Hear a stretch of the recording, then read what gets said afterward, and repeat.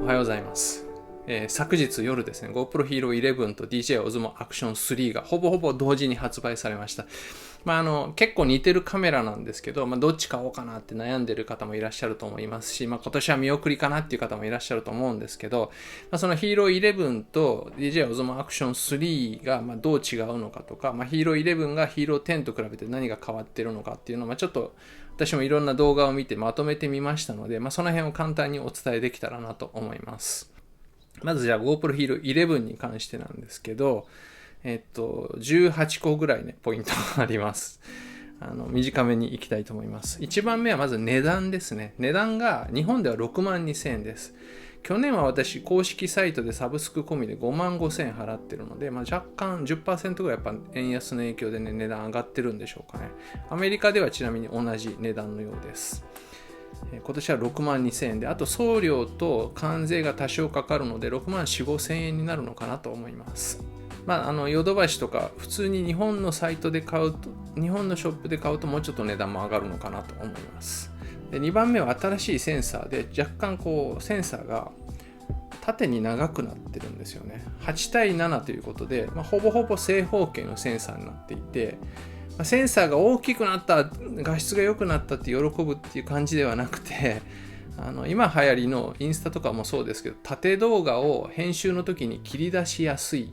ようになっています。今までであればカメラを縦方向にして撮影することによってより縦長の動画が画角が広く撮れてたと思うんですけど、そういうことしなくても普通に撮影しておいて後で編集で両側カットしたとしても結構縦方向も広く映っているっていう、そういう効果があるってことでしょうかね。なので画質が良くなったり暗視性能が良くなったりしてるっていう方向性のものではないようです。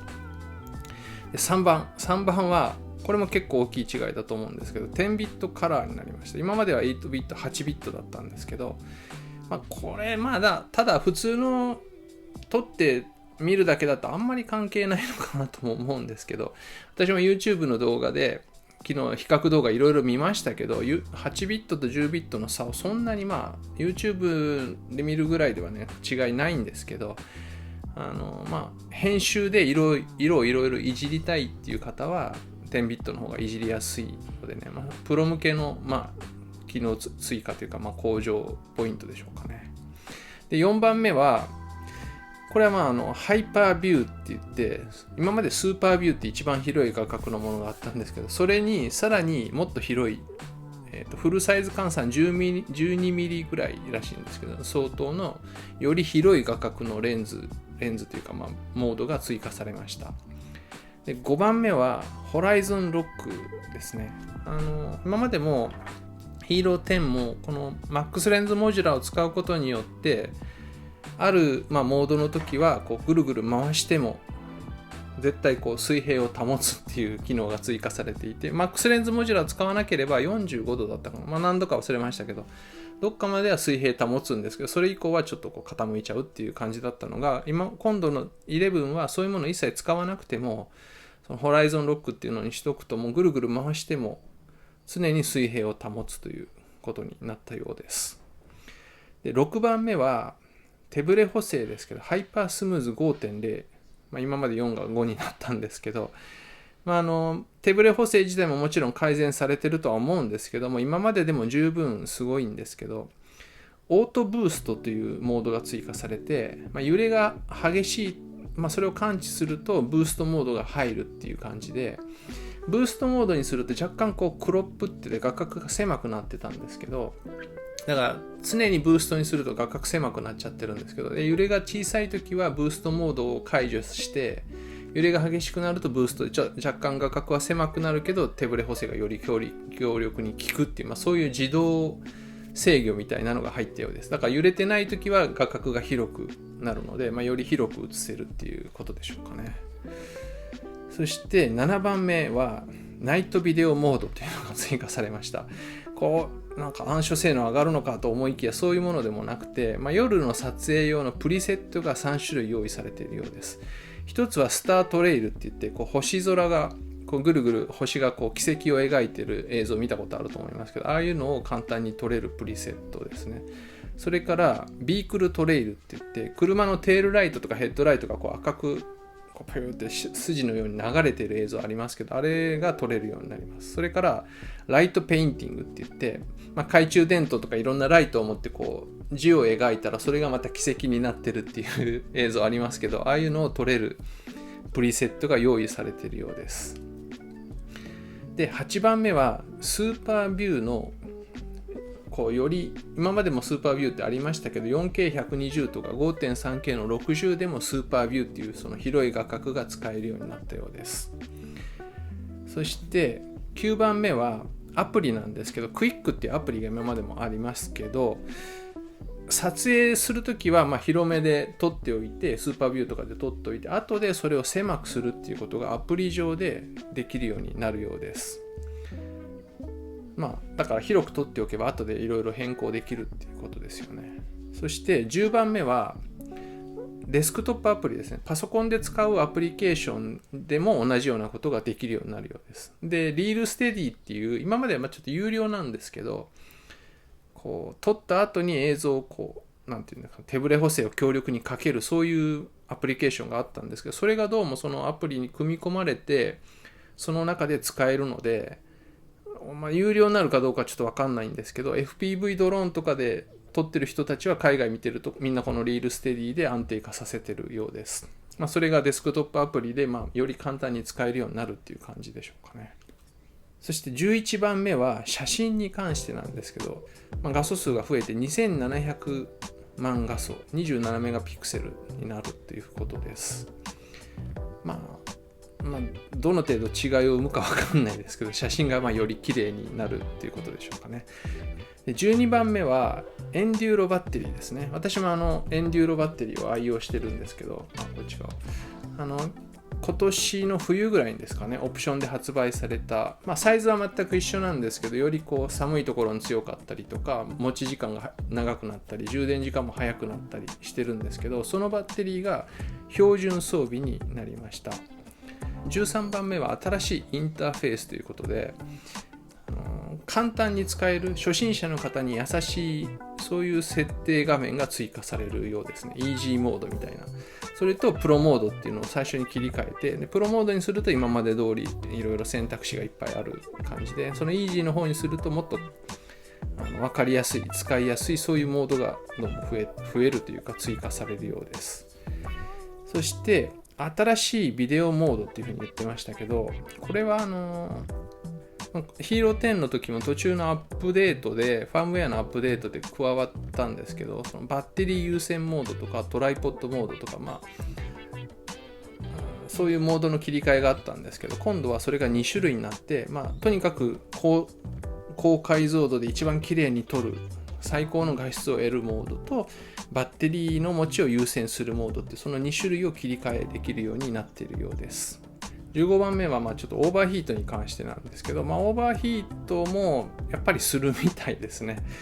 で、4K60 とか 60fps 以上で撮るとやっぱオーバーヒートしやすいらしいんですけど、30fps で撮影してれば 5.3K30 とかでもそんなにオーバーヒートしにくいというような実験をしている人がいました。で、16番目は充電ケーブルにつなぐと自動的にこのカメラの中のデータを Wi-Fi 経由でクラウドにアップロードしてくれるという機能が追加されるようです。サブスクに入っている人前提の機能だと思うんですけど、でなおかつそのアップロードした動画を勝手にそのクラウドでつないだりして、そのハイライトした部分とかを音楽とかに合わせたりとか、いろいろ編集してくれるようなそういう機能が追加されているようです。17番目はそれと関連してるんですけど、クラウドにその動画のデータをアップすると、そのデータは SD カードから削除するっていう感じで、自動的に SD の空き容量を増やしてくれるっていう機能を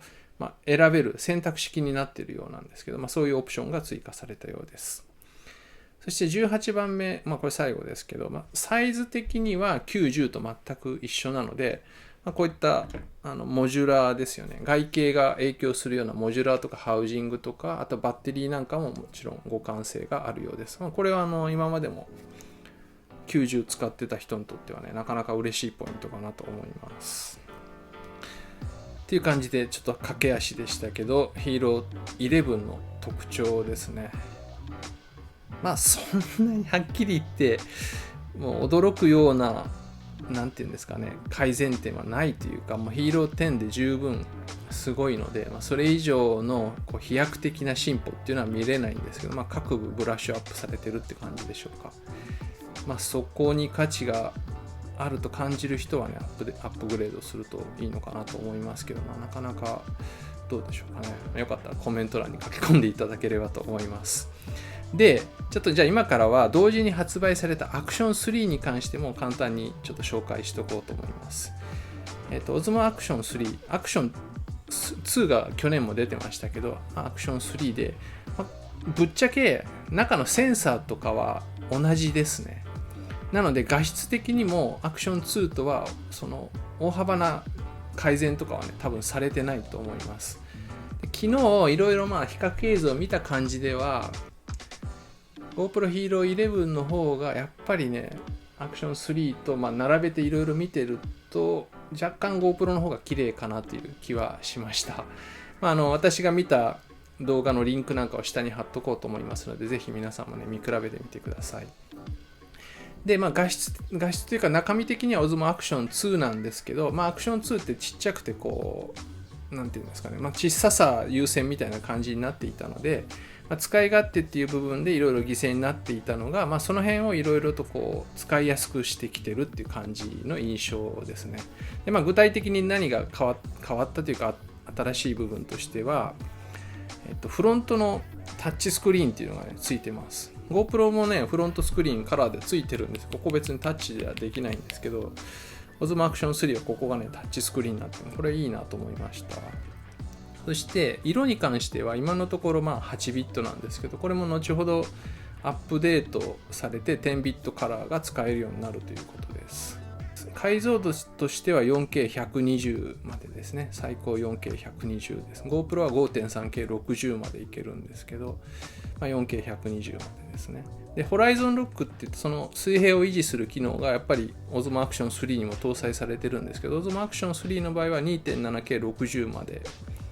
その水平を保てる、ぐるぐる回しても水平に保つという機能が使えます。 GoPro は 5.3K30 までというふうに誰かが言ってましたね。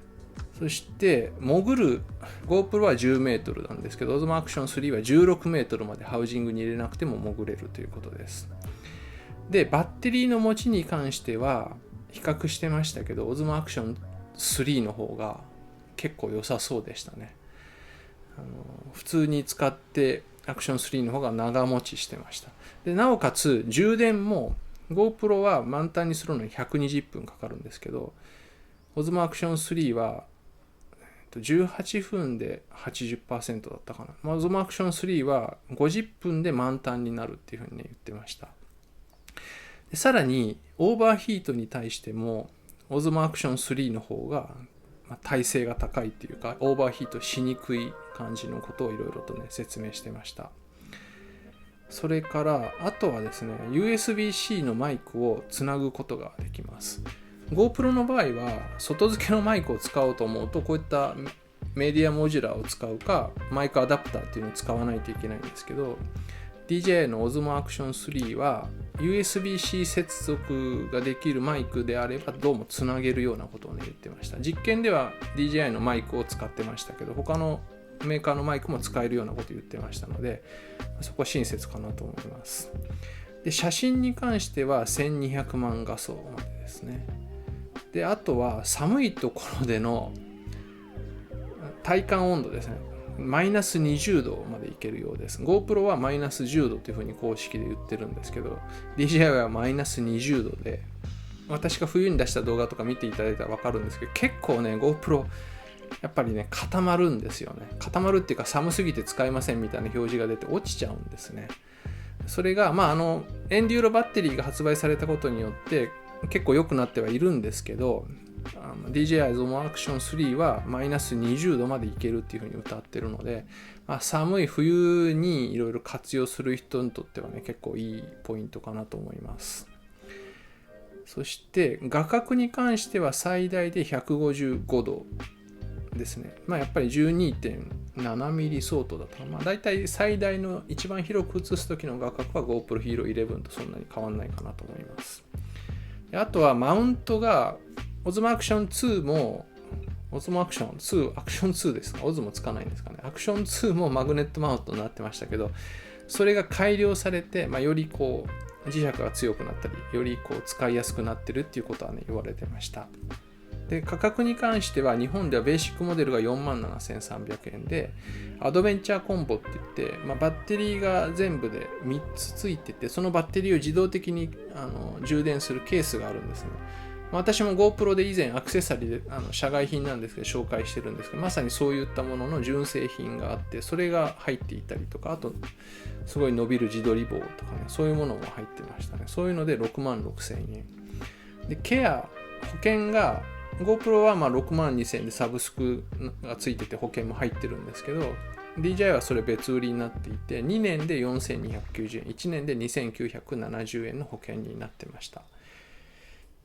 それを比較してもやっぱり GoPro よりはね、2割ぐらい安いですかね。結構安めの設定かなと思います。アメリカだとベーシックモデルが329ドルかなんかだったのでね、平均時給がどんどん上がってるアメリカ人にするとかなり安く感じるようですね。あとはその伸びる自撮り棒も今後アップデートでスノーボード、スキーとかやってる、そういうシチュエーションにおいてはその伸びる自撮り棒を AI が消してくれる、画像から消してくれて、棒が映らないというか消してくれる、そういう機能も追加されるようなことを言ってました。はい。ちょっともうかなりたくさんになりましたけど、簡単に言うと、ヒーロー11の方が画質はいいかなと思いました。音に関しては、どうですかね。ヒーロー10もね、結構マイクいい感じなんで、11も同じだとして、Osmo Action 3も全然悪くない、ちゃんと音拾ってましたので、あんまり変わりはないのかなと思いますね。あとは値段がね、GoPro に比べると結構安いっていうところでしょうかね。それとオーバーヒートしにくい、バッテリーの持ちがいい、充電が早い、その辺がいいところでしょうか。ただセンサーは同じなので、アクション2と、画質的には同じということで、あまりその部分の目新しさは感じないっていう感じでしょうかね。いかがでしょうか。皆さんどうされますか？今年は見送りでしょうか？よかったらね、コメント欄に書き込んでいただければと思いますけども、私もちょっとね、このうちのどっちかをね、注文昨日早速しておきました。数日したら届くと思いますので、動画出したいと思いますので、またよかったらね、見に来ていただければと思います。iPhone14 も明日、明後日ぐらいに届くんですけど、